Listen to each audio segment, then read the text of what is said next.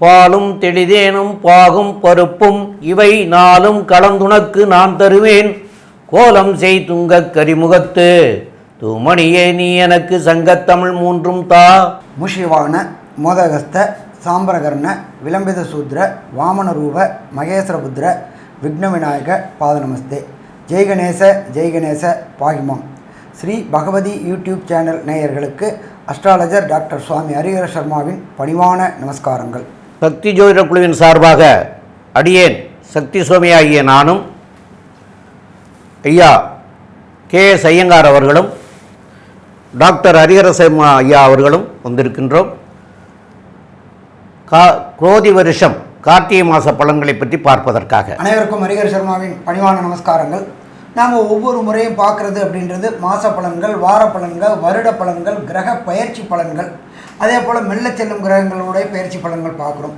அதே மாதிரி இப்போ இந்த மாதம் பார்க்க போகிறது கார்த்திகை மாதம்.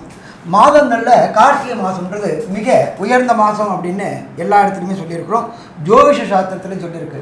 இது பொறுத்தளவுக்கு கடவுளுடைய மாதம்னு சொல்லலாமா அப்படின்னா கார்த்திகை மாதத்தை கடவுளுடைய மாதம்னு சொல்லலாம். சரி, என்னென்ன கடவுளுக்கு இந்த மாதங்கள் உயர்ந்த மாதங்கள் அப்படின்னு பார்த்தோம்னாக்க, எம்பெருமான் கார்த்திகை அப்படின்னாலே எம்பெருமான் முருகபெருமானுக்கு விசேஷமான நாட்கள். அந்த முருகபெருமானுக்கு விசேஷமான நாட்களான அங்காரக நாட்கள் செவ்வாய்க்கிழமை தோறும் முருக வழிபாடு பண்ணக்கூடிய வாய்ப்புகள். இதை தவிர வருடந்தோறும் சபரிமலையில் உள்ள பொண்ணு 18ஆம் படி ஐயப்ப சாமிக்கு 48 நாள் மண்டல விரதம் இருக்கக்கூடிய நாட்கள் தொடக்கம். கார்த்திகை 1ஆம் தேதி மாலையை போட்டு 48 நாள் விரதம் இருந்து மண்டல பூஜைகள். அந்த மண்டல பூஜை முடிஞ்சு தை மாதத்தில் மகர ஜோதியும் சங்கமிக்கக்கூடிய மாதம் அப்படின்றது. இதை தவிர இன்னொரு விசேஷமான நாள் அப்படின்றது நரசிம்மருக்கு உகந்த மாதம் அப்படின்றது கார்த்திகை மாதம். நரசிம்மர் அப்படின்னாலே உக்ரகமானவர். ஆனால் உக்ரகமானவர் நம்மளுடைய இதை பொறுத்தளவுக்கு அவர்கிட்ட சரணாகதி அடையும் போது அவர் சாந்த சொரூபியாக ஆகக்கூடியது. அதுவும் பார்த்தோம் அப்படின்னாக்க நரசிம்மருக்கு உகந்த நாள் அப்படின்றது யோகமான நாளான ஞாயிற்றுக்கிழமை. அப்போ இந்த ஞாயிற்றுக்கிழமை தோறும் இது நம்மளுக்கும் பார்த்தீங்கன்னாக்கா ஞாயிற்றுக்கிழமை எல்லாமே விடுமுறை தினமாக தான் வருது. அப்போ இந்த விடுமுறை இந்த கார்த்திகை மாதத்தில் வர ஒவ்வொரு ஞாயிற்றுக்கிழமையும் நீங்கள் இருக்கிற இடத்துக்கு பக்கத்தில் உள்ள நரசிம்மர் கோயிலுக்கு போயிட்டு நரசிம்மரை வழிபடுறது மிக விசேஷமானது, மிக உன்னதமானது. அதுவும் பார்த்தோம்னாக்க மரமணர் பக்கத்தில் சிங்கப்பெருமாள் கோயில் பக்கத்தில் ஒரு நரசிம்மர் இருக்கார். ரொம்ப 3 கண்ணுடைய நரசிம்மர். அவரை வழிபட்டோம்னாக்க வீட்டிலையும் சரி உங்களுடைய தொழிலிடத்துலையும் சரி தடைபட்டிருக்கிற அத்தனை காரியங்களையும் வதம் பண்ணி, அதாவது எதிரிகளை அழித்து நமக்கு நன்மை செய்யக்கூடியவர் நரசிம்மர். எல்லாரும் சொல்லுவாங்க உக்ரகமான சுவாமி படத்தெல்லாம் வீட்டில் வைக்கக்கூடாது அப்படிம்பாங்க. ஆனால் நரசிம்மரை வைக்கலாமா? நரசிம்மரை வைக்கலாம். நரசிம்மரை வச்சு வழிபடலாம். நரசிம்மருக்கு உகந்த இந்த 4 ஞாயிற்றுக்கிழமையும் வரக்கூடிய கார்த்திகை மாதத்தில் 4 ஞாயிற்றுக்கிழமையும் நரசிம்மரை வழிபட்டீங்க அப்படின்னு சொன்னாக்க வீட்டில் உள்ள அத்தனை துர்சக்திகளும் கெட்ட சக்திகளும் பொறாமை, பச்சரிப்பு, ஓம்பல் இதை மாதிரி இருக்கின்ற துர்சக்திகள் அத்தனையும் நம்ம வீட்டை விட்டு விலகக்கூடியது. சரி, அதை தவிர இப்போ இந்த மாதம் பிறக்குது, கார்த்திகை மாதம் பிறக்குது. இந்த கார்த்திகை மாதத்தில் என்னென்ன விசேஷ தினங்கள்னு பார்ப்போம். ஃபஸ்ட்டு கார்த்திகை பிறக்கிறது அப்படின்றது வரப்போ 16/11/2024 இருக்கிறதுலையே பெருமாளுக்கு வசந்த நாள் அப்படின்றது சனிக்கிழமை. அன்னைக்கு தான் இந்த கார்த்திகை மாதம் தொடங்குது.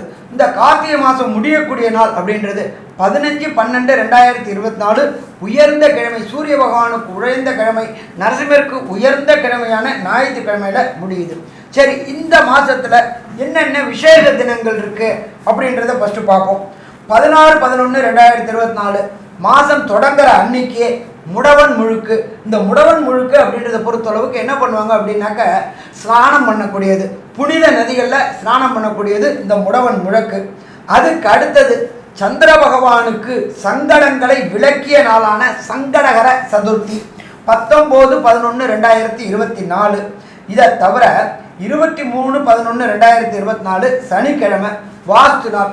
இப்போ பொறுத்தளவுக்கு நம்மளோட ஜோதிட சாஸ்திரத்துலேயும் சரி வாஸ்து அப்படின்றது இப்போ மிக பிரமாண்டமாக வந்துகிட்டு இருக்கு. வருஷத்துக்கு 8 முறை தான் வாஸ்து புருஷன் நித்திரை விடுவார். அந்த 8 நாளில் ஒரு நாள் அப்படின்றத பொறுத்தளவுக்கு இந்த கார்த்திகை மாதம் வருது. இந்த வாஸ்து நாளில் பார்க்கும்பொழுது அதில் அமாவாசை, பௌர்ணமி, அஷ்டமி, நவமி, ராகுகாலம், யமகண்டம் இது எதுவுமே பார்க்க வேண்டாம். அந்த வாஸ்து நேரமான அந்த 36 நிமிஷத்தில் வீடு கட்டுறதுக்கு உண்டான மனை பூஜை போட்டாச்சு அப்படின்னா எந்த விதமான தங்கு தடையும் பொருளாதாரத்தில், மெட்டீரியலில் எந்த விதமான பிரச்சனையும் வராத உகந்த நாள் வாஸ்து புருஷன் நித்திரை விடும் நாள். அந்த நாள் 23/11/2024 சனிக்கிழமை. அதுக்கு அடுத்தது பார்த்தோம் அப்படின்னாக்க நம்ம நாட்டை பொறுத்தளவுக்கு, தமிழ்நாட்டை பொறுத்தளவுக்கு நகரத்தார்கள் அப்படின்றது கிட்டத்தட்ட காரைக்குடி இந்த பக்கத்தில் இருக்கிறவங்களுக்கு பிள்ளையார் நோன்பு இருக்கக்கூடிய நாள் அப்படின்றது. அவங்க பொறுத்தளவுக்கு அந்த பிள்ளையார்பட்டி கற்பக விநாயகர் பெரும்பாலும் குலதெய்வமாக இருக்கும், பாக்கி 94 வகையாகவும் இருக்கும். ஆனாலும் அந்த பிள்ளையார் நோன்பு இருக்கக்கூடிய காலகட்டங்கள் 6/12/2024 வெள்ளிக்கிழமை. அதுக்கு அடுத்தது 12/12/2024 பரணி தீபம். அதுக்கு அடுத்தது 13/12/24 அண்ணாமலையார் கார்த்திகை மாதம் அண்ணாமலையாருக்கு உண்டான கார்த்திகை தீபம். வரக்கூடிய 14/12/2024 சனிக்கிழமை தத்தாத்திரேய ஜெயந்தி. அன்னைக்கு தான் பௌர்ணமி, கார்த்திகை பௌர்ணமி ரொம்ப விசேஷமான பௌர்ணமி. சரி, இதை தவிர அன்றைக்கு அதாவது மாதம் பிறக்கக்கூடிய 16/11/2024 கிரக நிலையை பார்ப்போம். ரிஷபத்தில் குரு பகவான் வக்ரகதியில் இருக்கிறாரு. அதுக்கு அடுத்தது பார்த்தோம் அப்படின்னா கர்க்கடகத்தில் செவ்வாய் பகவான் நீச்சமடைஞ்ச நிலையில் இருக்கிறாரு. அதுக்கு அடுத்தது 6ஆம் இடமான கன்னியில் கேது பகவான் இருக்காரு. அதுக்கு அடுத்தது பார்த்தோம் அப்படின்னா மாதம் பிறக்கக்கூடிய விருச்சிக மாதத்தில் சூரிய பகவானும் புத பகவானும் இருக்கிறாங்க. இதில் இன்னொரு விசேஷம் அப்படின்னு பார்த்தோம் அப்படின்னாக்க சூரியனை குரு வக்ர குரு சதசப்தம பார்வை பார்க்குறாரு. எப்பொழுதுமே குருவுக்கும் சரி எல்லா கிரகங்களுக்கும் சரி 180 டிகிரி சதசப்தம பார்வை ரொம்ப விசேஷமான பார்வை. இதை ஜோதிட சாஸ்திரத்தில் என்ன சொல்வோம் அப்படின்னாக்க சிவயோகம் அப்படிம்போம். அதே போல் குரு புதனையும் பார்க்குறாரு. புத ஆதிபத்திய யோகம்னு சொல்லலாமா, புத ஆதிபத்திய யோகம்னு சொல்லலாம். அதுக்கு அடுத்தது பார்த்தோம்னாக்க தனுரில் சுக்கிர பகவான் இருக்காரு. அதுக்கு அடுத்தது பார்த்தோம் அப்படின்னாக்க சனி பகவான் வக்ர நிவர்த்தி அடைஞ்சு கும்பத்திலேயே ஆட்சி பெற்று இருக்கிறார். அடுத்தது காலபுருஷ தத்துவத்தின்படி 12ஆம் ராசியான மீன ராசியில் ராகு பகவான் கோதண்ட ராகுவா இருக்கக்கூடிய இந்த காலகட்டங்களில் கார்த்திகை மாதம் பிறக்குது. இப்போ இந்த கார்த்திகை மாதத்தில் உண்டான என்னென்ன யோகங்கள் இருக்குது அப்படின்றத டாக்டர் அஸ்ட்ரோ கே.எஸ். ஐயங்கார் விரிவாகவும் விளக்கமாகவும் சொல்லுவாங்க. ஐயா, அற்புதமாக சொன்னீங்க. இந்த மாதம் பார்த்ததுன்னா கார்த்திகை மாதத்தில் காலபுருஷ தத்துவத்தின் 2வது ராசியான ரிஷபத்தில் குரு வக்ரகதியில் இருக்கார். இதில் என்ன விசேஷம் அப்படின்னா 9ஆம் இடம் அப்படின்னு சொல்லக்கூடிய காலபுருஷ தத்துவத்தின் 9ஆம் இடத்துல சுக்கிரன் இருக்கிறதுனால குருவும் சுக்கிரனும் பரிவர்த்தனை யோகம் அடைகிறது பெரிய விசேஷம். இது பெரிய ஏற்றம்.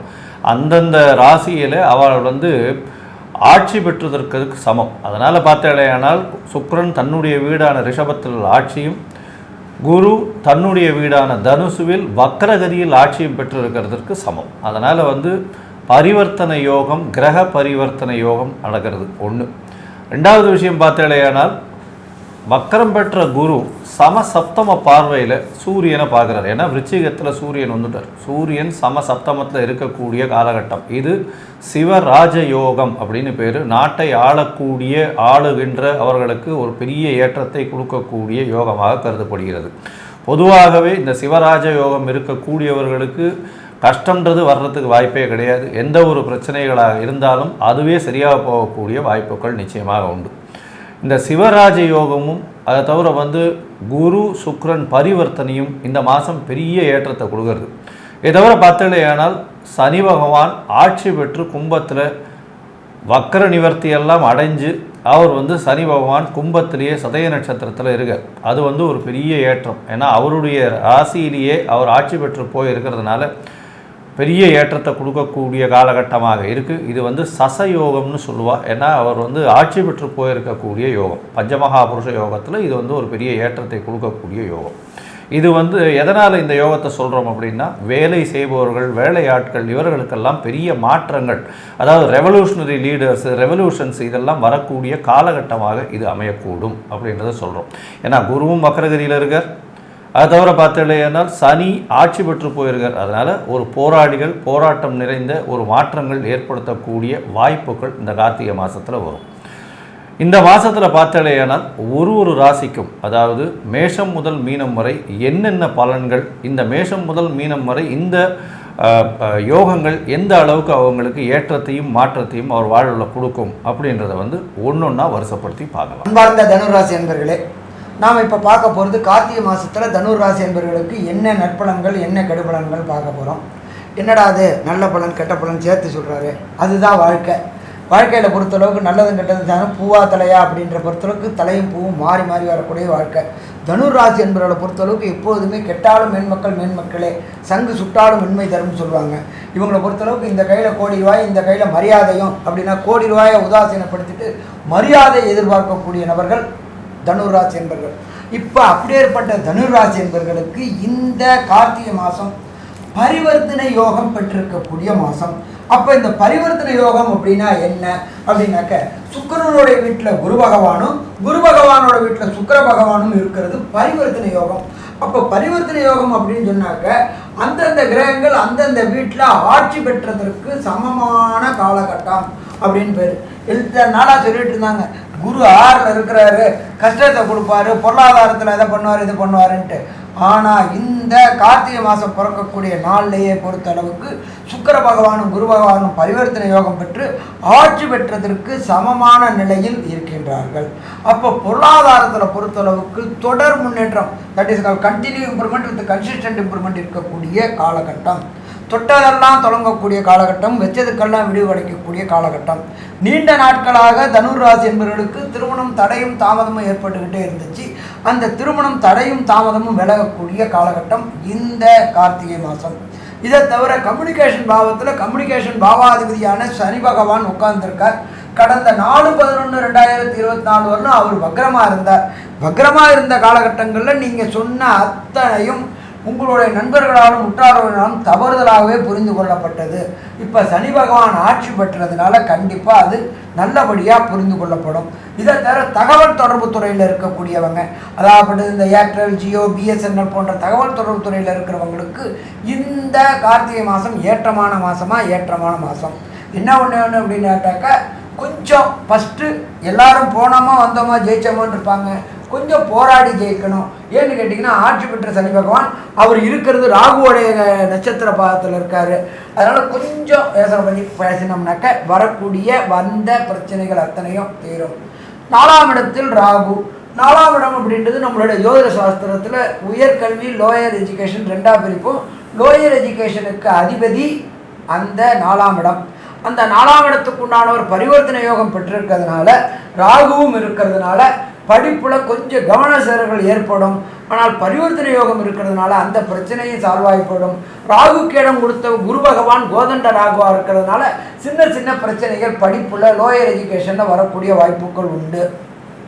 இதை தவிர பார்த்தோம் அப்படின்னு சொன்னாக்க, ராசிக்கு 10ஆம் இடத்தில் கேது பகவான், உத்தியோகஸ்தானத்தில் கேது பகவான், உத்தியோகஸ்தானத்திற்கு உண்டான அதிபதியான புத பகவானும் ராசிக்கு 12ல் இருக்காரு. உத்தியோக நிமித்தமாக வெளியூர், வெளிமாநிலம், வெளிநாடு போகக்கூடிய வாய்ப்புகள் உண்டு. மறைந்திருந்து இருக்கக்கூடிய வாய்ப்புகள் உண்டு.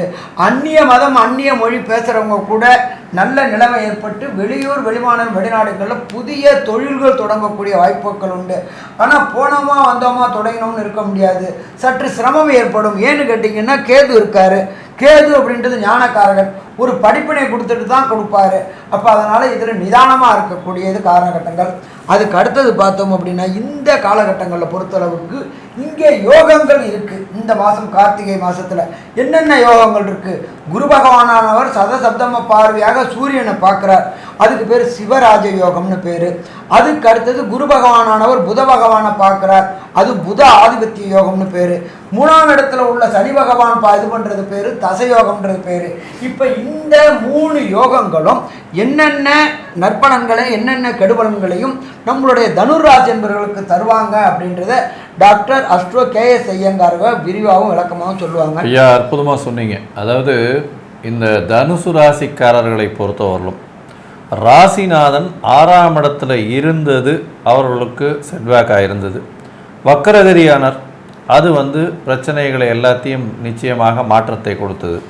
ஆனால் இப்போ பார்த்தீங்களேனால் பரிவர்த்தனை பெற்று வக்கரமாக இருக்கக்கூடிய குரு பகவான் உங்களுடைய ராசியில் ஆட்சி பெற்றதற்கு சமமாக இருக்கார். அதனால் ராசியிலேயே ராசிநாதன் வக்கரகதியில் இருக்கிறதுக்கு சமம். இதன் மூலியமாக பார்த்தலையானால் உடல்நிலையில் சற்று பின்னடைவு இருக்கும்.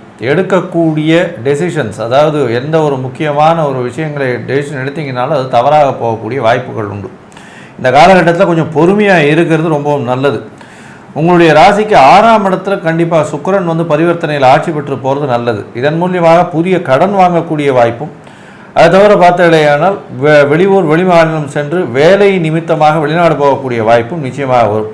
புதிய வேலை கிடைக்கக்கூடிய பாக்கியம் நிச்சயமாக இருக்கும்.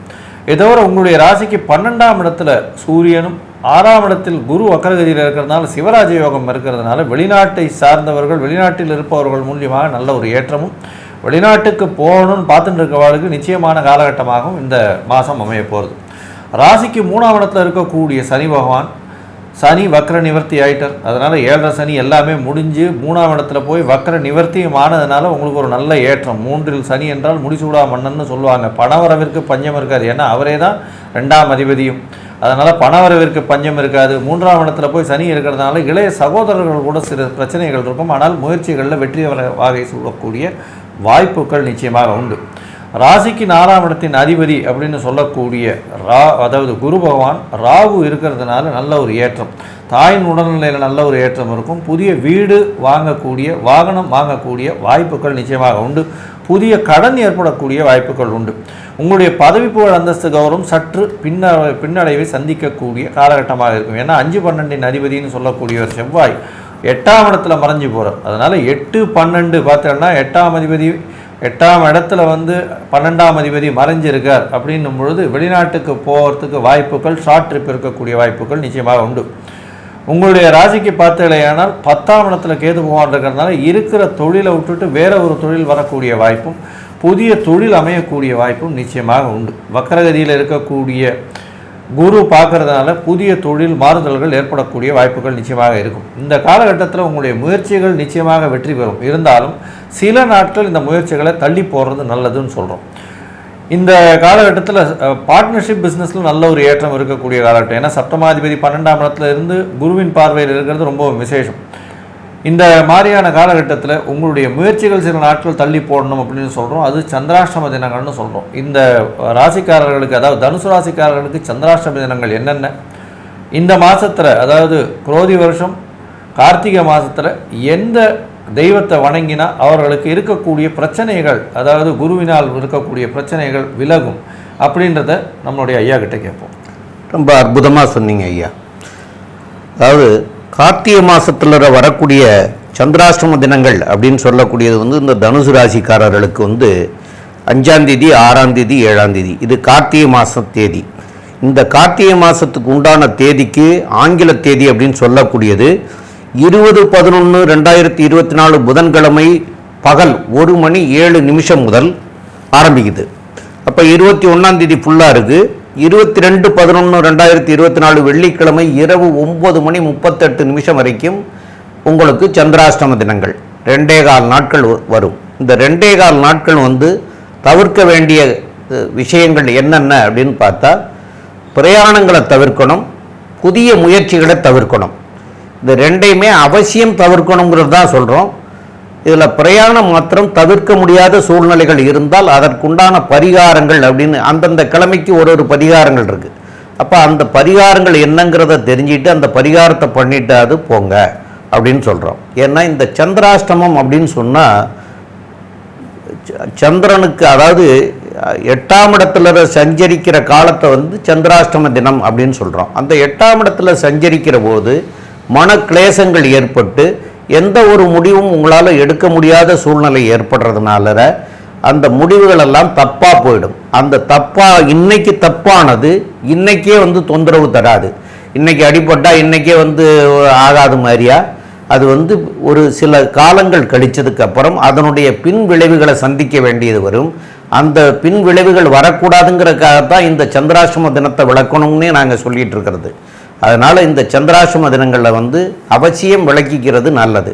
அதே மாதிரி கோர்ட்டு வம்பு வழக்குகள் இருந்ததுன்னா கூட இன்றைய தினங்களை மாற்றி அமைச்சிக்கிறது நல்லது. இந்த தேதிகளில் வந்தால் அது உங்களுக்கு சாதகமாக அமையாது அப்படிங்கிறதையும் சொல்கிறோம். மேலும் உங்களுக்கு இந்த மாதங்களில் நீங்கள் வழிபடுற தெய்வங்கள்லாம் ஐயாலாம் சொன்னாங்க, ஏற்கனவே சொல்லியிருக்காங்க. இது கார்த்திகை மாதத்தில் முருகனுக்கு உகந்த நாள், நரசிம்மருக்கு உகந்த நாள் அதெல்லாம் சொல்லியிருக்காங்க. அதுகளையெல்லாம் வழிபடுங்க. இருந்தாலும் இந்த உங்களுக்கு இந்த 6ஆம் இடத்தினுடைய பரிவர்த்தனை யோகம் இருக்கிறதுனால வியாழக்கிழமை இன்னைக்கு தட்சிணாமூர்த்தியை வழிபடுங்க. வெள்ளிக்கிழமை இன்னைக்கு மகாலட்சுமியை வழிபடுங்க. இது ரெண்டையும் பண்ணிட்டு வந்தீங்கன்னா உங்களுக்கு சால சிறந்ததாக இருக்கும். மேலும் உள்ள விவரங்களை பற்றி நம்முடைய டாக்டர் கே. ஐயங்கார் அவங்க சொல்லுவாங்க. ஐயா, அற்புதமாக சொன்னீங்க. தனுசு ராசிக்காரர்களை பொறுத்தவரையிலும் உடல் நிலையில் சற்று கவனம் தேவை. புதிய வேலை கிடைக்கும். இளைய சகோதரர்களோட சிறு சிறு பிரச்சனைகள் வரும். உங்களுடைய முயற்சிகள் வெற்றியடையும். புதிய வீடு மனை வாங்கக்கூடிய பாக்கியம் உண்டு. அதற்காக கடன் பெறக்கூடிய வாய்ப்பு உண்டு. சற்று உங்களுக்கு பதவி புகழ் அந்தஸ்தில் சற்று பின்னடைவு இருக்கும். வெளிநாடு போயிட்டு வரக்கூடிய பாக்கியம் உண்டு. தாயின் உடல்நிலையில் ஏற்றம் இருக்கும். தந்தையின் உடல்நிலையில் சற்று பின்னடைவு இருக்கக்கூடிய காலகட்டமாக இருக்கும். புதிய தொழில் அமையும். தொழிலில் மாறுதல்கள் இருக்கும். உங்களுடைய தொழிலில் ஏற்றங்கள் இருக்கக்கூடிய காலகட்டமாக இருக்குது. மொத்தத்தில் பார்த்தீங்களேனால் இந்த குரோதி வருஷம் கார்த்திகை மாதம் ஒரு சுமாரான மாதமாக இருக்கும். உடல் நலத்தில் சற்று கவனமாக இருக்கிறது ரொம்பவும் முக்கியம் அப்படின்னு இந்த சக்தி ஜோதிட குழு சொல்லுது. நன்றி, நமஸ்காரம். ஸ்ரீ பகவதி யூடியூப் சேனல் பார்த்த அன்பர்களுக்கு நன்றி. இதே போன்று ஆன்மீக தொடர்புடைய ஜோதிட தொடர்புடைய தகவல்களை தொடர்ந்து நீங்கள் பெற ஸ்ரீ பகவதி யூடியூப் சேனலை சப்ஸ்கிரைப் செய்யுங்கள் மற்றும் அருகில் உள்ள பெல் ஐக்கானை அதை அழுத்தினீர்கள் என்றால் தொடர்ந்து என்னுடைய சேனலை பார்க்க முடியும். நன்றி, நமஸ்காரம்.